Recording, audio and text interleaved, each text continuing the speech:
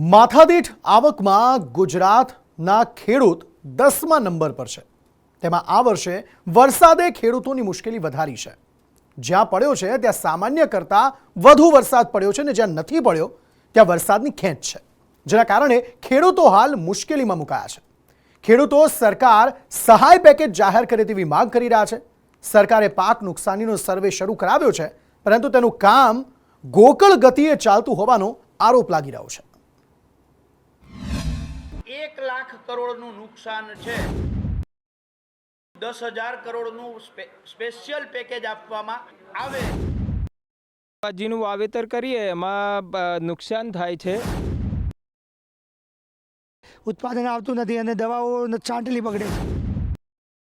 લીલો દુષ્કાળ જાહેર કરે, ખેડૂતોની પરિસ્થિતિ ખૂબ નાજુક છે। રાજ્યમાં અત્યાર સુધીમાં 605 મિલીમીટર એટલે કે સિઝનનો 68% વરસાદ પડી ચૂક્યો છે, જેમાં કચ્છ, સૌરાષ્ટ્ર અને દક્ષિણ ગુજરાતમાં સૌથી વધુ વરસાદ પડ્યો છે, જ્યારે ઉત્તર અને પૂર્વ મધ્યમાં હજી 50% પણ વરસાદ નથી પડ્યો। કચ્છમાં 86%, ઉત્તરમાં 51%, પૂર્વ અને મધ્યમાં 49%, સૌરાષ્ટ્રમાં 78% તો દક્ષિણ ગુજરાતમાં 82% વરસાદ પડ્યો છે, જેમાં સૌરાષ્ટ્રના 3 જિલ્લા એવા છે કે જ્યાં અતિવૃષ્ટિનો માર પડ્યો છે। દેવભૂમિ દ્વારકામાં 178% વધુ વરસાદ, જ્યારે જૂનાગઢમાં 80% વધુ વરસાદ તો પોરબંદરમાં 105% વધુ વરસાદ પડ્યો છે। તો સામે ઉત્તર, પૂર્વ અને મધ્યના કેટલાક જિલ્લામાં વરસાદની ખેંચ જોવા મળી રહી છે। અરવલ્લીમાં 26% વરસાદની ઘટ છે, જ્યારે દાહોદમાં 34% વરસાદની ઘટ છે, મહીસાગરમાં 23% અને સુરેન્દ્રનગરમાં 40% વરસાદની ઘટ છે। જ્યાં વરસાદ તૂટી પડ્યો છે ત્યાં ખેતી પાકનો કચ્ચર ઘાણ નીકળી ગયો છે। દ્વારકા, પોરબંદર, જૂનાગઢ અને રાજકોટના ગ્રામ્ય વિસ્તારમાં અતિવૃષ્ટિએ ભારે નુકસાન કર્યું છે। સરકારે પાક નુકસાનીનો સર્વે શરૂ કરાવ્યો છે, પણ કોંગ્રેસના કિસાન સેલના નેતા કહી રહ્યા છે કે સરકારની કામગીરી ગોકળ ગતિએ ચાલી રહી છે। 24 જુલાઈથી વરસાદે વિરામ લીધા બાદ એને આજે 15 દિવસ થયા છે, તેમ છતાંય રાજ્ય સરકારે આજે આ પાક નુકસાની અને જમીન ધોવાણનું જે સર્વે કરવાનું હોય એમાંથી પાક નુકસાનીનું સર્વે 25% પણ પૂર્ણ થયું નથી।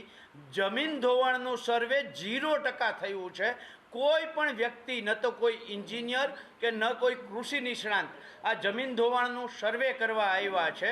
એટલે આમ આખા દ્વારકા, પોરબંદર, જૂનાગઢ, રાજકોટના ઉપલેટી, ધોરાજી આ બધા જ વિસ્તારની અંદર સરેરાશ જો તમે નુકસાન ખેડૂતોનો ગણો, પાક નુકસાની અને જમીન ધોવાણનું, તો ઓછામાં ઓછું 1 લાખ કરોડનું નુકસાન છે।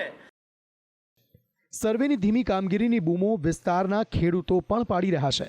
સતત વરસાદ વરસવાને કારણે જે ખેતરમાં પાક વાવેલો છે ખેડૂતોએ તે બળી ગયેલો છે, કારણ કે સતત વરસાદને કારણે પાકની અંદર પાણી ભરેલા છે, પરંતુ સર્વેથી કંઈ થઈ શકે એમ નથી। તાત્કાલિક પેકેજ જાહેર કરે અને લીલો દુષ્કાળ જાહેર કરે, ખેડૂતોની પરિસ્થિતિ ખૂબ નાજુક છે, માટે સરકારે તાકીદે એ લીલો દુષ્કાળ જાહેર કરે અને ખેડૂતોને સહાય કરે એવી અમારી માગણી છે। બીજી બાજુ બનાસકાંઠામાં વરસાદની ખેંચથી ખેડૂતો મુશ્કેલીમાં મુકાયા છે। બનાસકાંઠાના શાકભાજી પકવતા ખેડૂતોને આ સિઝનમાં વરસાદે બરબાદ કર્યા છે। એક તો વરસાદ પડતો નથી અને પડે છે તે પણ હેરાન કરનારો પડે છે, જેના કારણે ખેડૂતો રાહત પેકેજની માંગ કરી રહ્યા છે।